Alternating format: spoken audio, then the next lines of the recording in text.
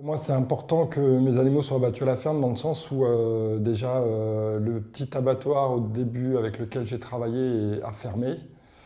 Et le second que j'ai essayé par la suite ne me convenait pas du tout, quoi. Et donc j'ai fait le choix de l'abattage à la ferme et déjà aussi pour éviter à mes animaux tout ce qui est de stress au niveau du transport, l'attente à l'abattoir. Et la première année où j'ai fait ce choix-là, j'ai dit que c'était vraiment la solution adéquate pour les animaux et aussi pour moi, quoi. Moi, je ne reviendrai pas en arrière. C'est pour ça que je me suis rapproché du collectif et du travail de Jocelyne Porcher. C'est pour trouver justement le soutien nécessaire pour arriver à ce que ce soit légalisé, on va dire. Donc de fait, oui, effectivement, je suis dans l'illégalité. Maintenant, je suis confronté en fait à un vide juridique. On voit ce qui se passe dans les abattoirs. Donc on ne peut pas me montrer du doigt à moi en disant que je fais n'importe quoi, par exemple. C'est voilà, parce que souvent en fait, ce qu'on nous oppose comme argument, ça va être l'hygiène, la traçabilité, alors que justement, on fait les choses correctement.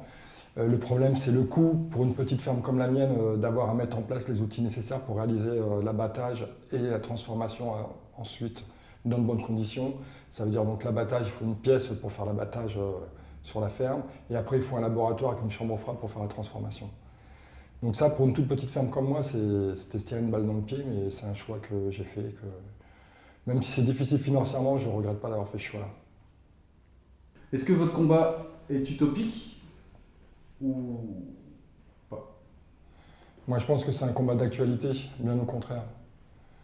Et parce que l'élevage industriel, on voit bien ce qu'il a amené, les dégâts que ça occasionne à tous les niveaux, soit sur la santé publique, soit sur l'état de l'environnement. On voit bien que c'est un échec total et qu'il faut remettre du bon sens. Et voilà, c'est pour ça que je dis que ça concerne tout le monde, soit le consommateur, les éleveurs.